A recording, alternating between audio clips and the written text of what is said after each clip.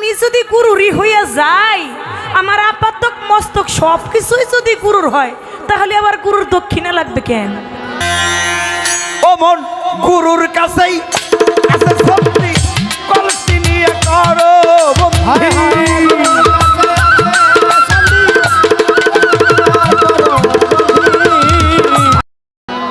গুরুর যেইখান থেকে খুশি সেইখান থেকে গুরুর ধন গুরু নিবে, গুরুর যা খুশি গুরু তাই নিয়ে নিবে। এখানে আমার দেওয়ার কোনো কিছু আছে নাকি? আমার তো দেবার কিছুই নাই। গুরুর যা দরকার গুরু সব কিছুই নিয়ে নিবে।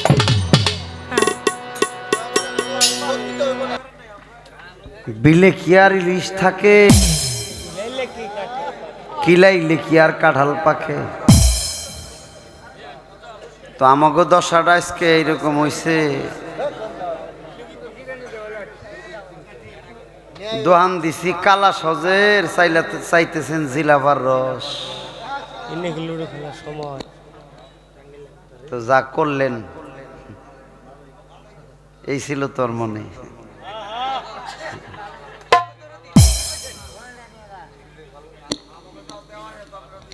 আমরা তো এর চেয়ে আর বেশি কইবার পারুম না। বোবাই যেমন স্বপ্নে দেহে মনের কথা। এরে রতি মাসা কম হইলে ডুবাইয়া মারবে জলে, হাতে পায়ে লাগাইয়া। ওমন ব্যাপারী তুই পার ঘাটাতে কেমনে দিবি? তাহলে বোঝা গেল এ রতি মাসা কমতি করা যাবে না, এ 16 আনায় ঘাটতি পড়া যাবে না। আনা না করে আমার আল্লাহ ইহা হিসাব করে নেবে। মানুষ, আমার আল্লাহ তোমাকে 16 আনা দিয়েই জগতে পাঠাইছে। এবার ভাবো তুমি তোমার 16 আনা কোথায় কেমনে খরচ করছো। 16 আনায় যেন ঘাটতি না পড়ে। বাবা জান, 3 বছরের বাচ্চারে কেউ নামাজ পড়তে কয়, কেউ রোজা করতে কয়, কেউ মুরিদ পড়বার কয়, তারে কেউ কোনো ইবাদত করতে কয়? কয় না কেন?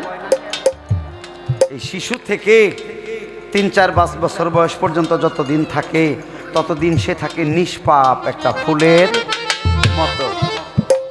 এরে ভক্ত, তুমি যদি ওই রকম সারাটা জীবন থাকতে পারো, তোমার কোনো কিছু করতে হবে না। তুমি যদি ওই রকম শিশু, ওই রকম নাবালক, ওই সময় যে ভাব তোমার ছিল, তুমি যদি ওই রকম থাকতে পারো, তাহলে নামাজ, রোজা, হজ, যাকাত, কলেমা, কালাম, পৃথিবীর কোনো ইবাদতের তোমার কোনো প্রয়োজন হবে না। কিন্তু কেন হইছে ইবাদত করার দরকার? 7 বছর বয়স হইল, একটা ধাক্কা তোমারে দিল। 9 বছর বয়স হইল, কামে একটা ধাক্কা দিল।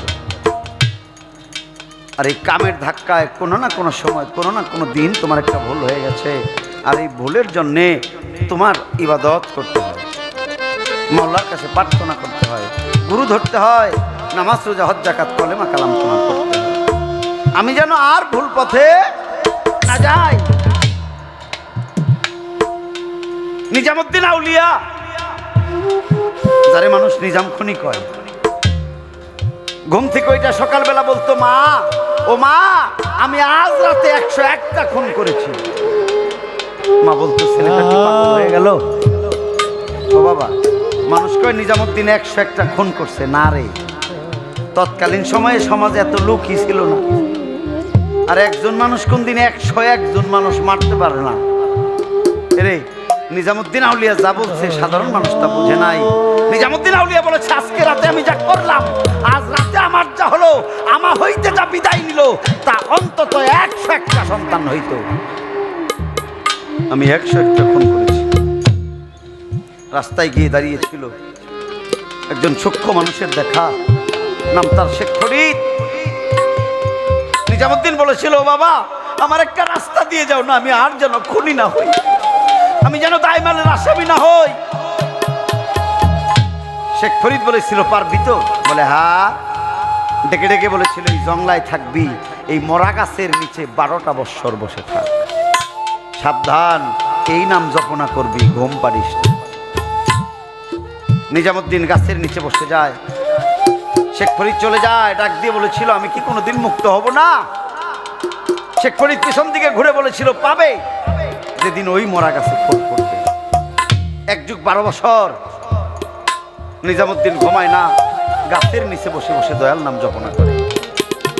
ও বাবা, যেই মানুষটা ঘুমায় না, যেই মানুষটা বাড়ি যায় না, যেই মানুষটা স্ত্রীর কাছে ঘুমায় না, যেই মানুষটা কোনো কিছু কিনে না, বিক্রি করে না, সেই মানুষটার মিথ্যে বলার প্রয়োজন হয় না।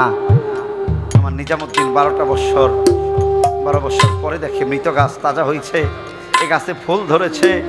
ভক্তি দিয়ে পরে বলল, দয়াল কোথায় আছিস, কেমন আছিস? আরে আজ মরা গাছে ফুল ধরেছে, যদি তোকে না দেখি তাহলে আমার উপায়টা কি? ভক্তি দিয়ে মাথা উঠিয়ে দেখেছিল শেখ ফরিদ তার সামনে। নিজামুদ্দিন বলেছিল, আমার পাপের কি মাপ হয় নাই? শেখ ফরিদ বলেছিল, হ্যাঁ, তুমি 12 বছর খুন করো নাই, যে পানির অপর নাম জীবন, সে পানি তুমি ধ্বংস করো নাই। রে, তোমার 16 আনায় থেকে 1 আনাও কম পড়বে না, তুমি সাধনা করো, তুমি গুরু নামে বসে পড়ো, তুমি কি করো না, গুরুর হুকুম ছাড়া 1 রতি পানিও খরচ করিও। মুরিদ পড়ার নিয়ম হইল 9 বছর বয়স।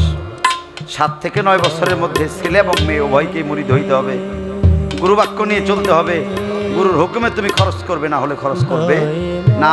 যেদিন তুমি ঘাটে যাবে সেদিনই একজন জন্ম দেবে। প্রথম কথা। দ্বিতীয় কথা হইল, আমার আসা যাওয়া বন্ধ করে দাও। তোমার আসা যাওয়া সেই দিন বন্ধ হবে যেদিন তুমি ঝরা বন্ধ করবে। তুমি যাবেও না, তুমি আসবেও না, তোমার আসা যাওয়া বন্ধ হয়ে যাবে, তুমি থেকে যাবে, তোমা হইতে আর কেউ আসিবে না। তুমি যাওয়া বন্ধ করো, তাই তো আসা বন্ধ হবে। রে, একটু ইশারা দিয়ে বলতেছি, বোঝা যায় না? তুমি যাওয়া বন্ধ করো, তাই আসাও বন্ধ হয়ে যাবে। আরে যে যায় সেই আসে, আরে বুঝলে না, সাই যায় আর সে আসে, আসলে সে যায় আর সাই আসে। তুমি যাও আর তুমি আসো, কেবল রং বদলাই আসো তো, রূপ বদলাই আসো। তাই কুলে নিয়ে আমার মা, আবার কুলে নিয়ে আমার বাবা।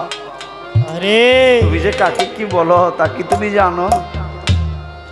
তুমি নিজেকে খেয়াল করো, তোমার যাওয়া আসা বন্ধ হবে, 16 আনায় ঘাটতি হবে না। অল্প কথায় শেষ করতেছি বাবা। এবার হলো গুরুর রঙে রঞ্জিত হবে। আল্লাহ বলল, তুমি আমার রঙে রঞ্জিত হয়ে যাও। তুমি কাল বেসলি মিলিয়ে দাও আল্লাহর সাথে, তোমার রংটা মিলিয়ে দাও মাওলার সাথে, তোমার ইয়াদ করে দাও, রে রয়াদ হয়ে যাও। ওই যে তুমি বললে না, আমি যদি তোমার হয়ে যাই আবার দক্ষিণা কিসের? তুমি সত্যি যদি আমার হয়ে যাও, তোমার কোনো দক্ষিণা লাগবে না। প্রকৃতপক্ষে কোনো ভক্ত যখন গুরুর ভক্ত হয়ে যায়, তখন আর ভক্ত কাঁদে না, ওই গুরুই কাঁদে ওই ভক্তের জন্যে। কেউ যদি প্রকৃতপক্ষে ভক্ত হয়ে যায়, তখন ওই ভক্ত কাঁদে না রে, ওই গুরুই কাঁদে। আমার নশের পাগল মহিম পাগলার ভক্ত। মহিম পাগলার বাড়িতে অনুষ্ঠান, সব মানুষ আসে। নশের মহিম পাগল খালি গায়ে ছোট্ট একটা প্যান্ট পরে ওই রাস্তার মধ্যে পাতা লিয়ে শুয়ে শুয়ে গড়ায়। পাগলরা জিজ্ঞেস করে, ভক্তরা জিজ্ঞাসা, বাবা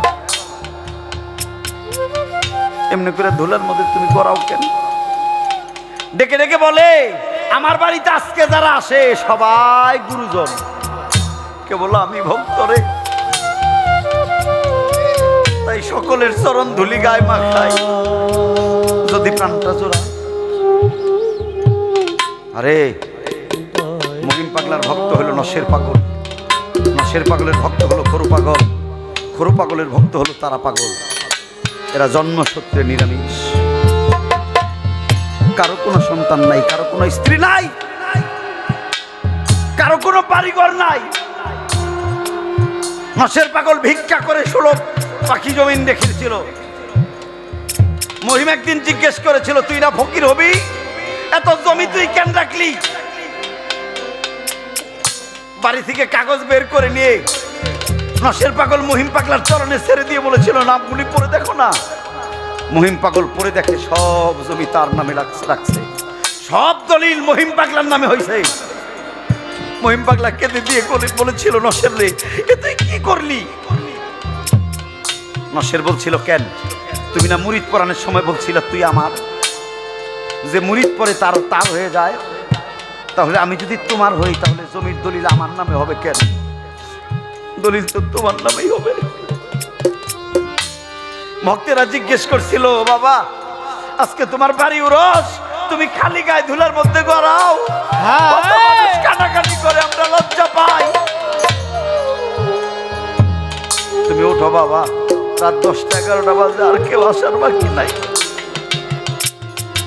মহিম পাগলা ডাক দেখ, কইসাল তোরা বাড়ি যা, মানুষদের বসতে দে, খাইতে দে, সবাই আসছে রে, আমার একটা মানুষ এখনো আসে নাই, আমার একটা মানুষ এখনো আসে নাই।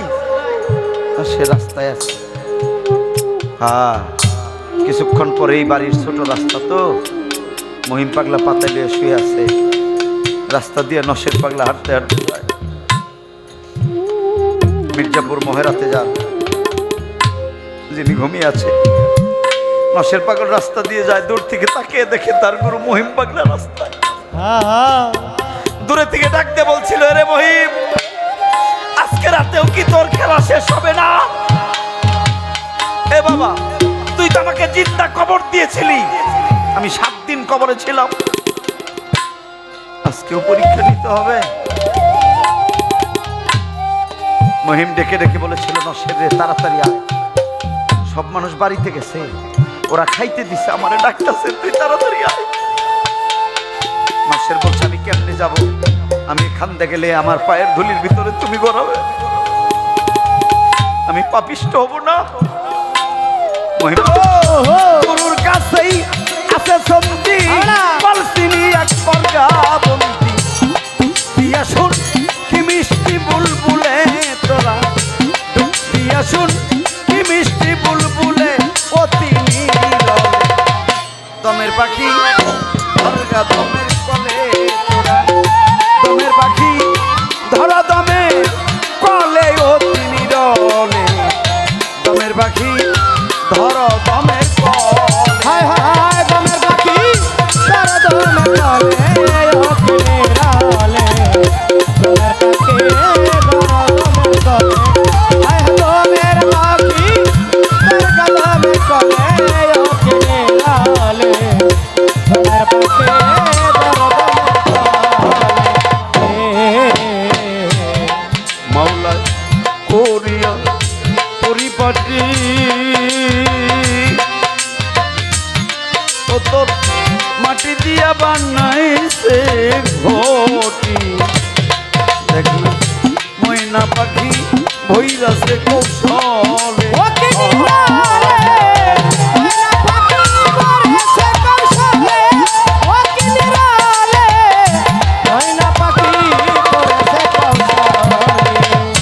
ওরে তাতে 21,600 বার 24 ঘন্টায় বিরাম নাই তার,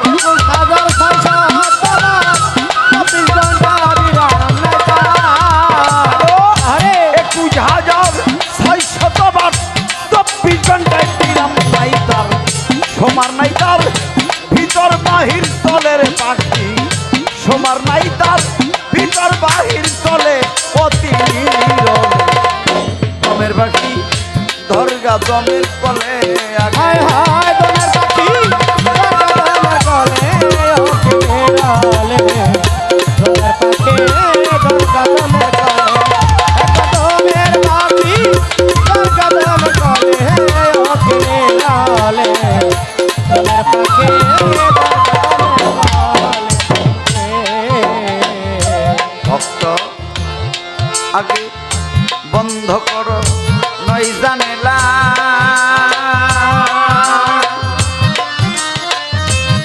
তোমার দম ঘরে দাও প্রেমে তালা, ভক্তি করো গুরুর চরণ তলে, হায় রে ভক্তি করো গুরুর চরণ ধরে, হায় রে ভক্তি করো গুরুর চরণ ধরে। ওরে তোমার কাম করতে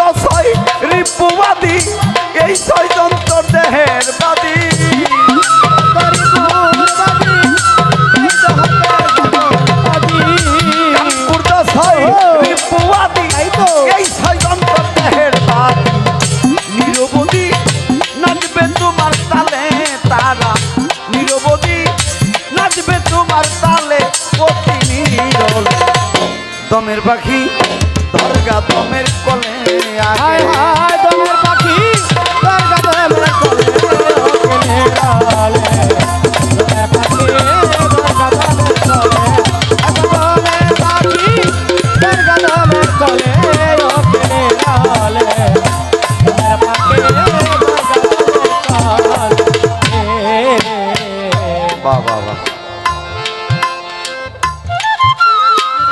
আমার ভক্তের কথার মধ্যে একটা কথা আছে, অদরদি এই যে আমার 16 আনা, আমার 16 আনায় যেন ঘাটতি না করে। কবি জালালউদ্দিন খাঁর গানে কথা আছে, প্রতিমাশা কম হইলে ডুবাইয়া মারবে জলে, হাতে পায়ে লাগাইয়া বেরি ও মন ব্যাপারী, তুই পার ঘাটাতে কেমনে দিবি আরে পারি।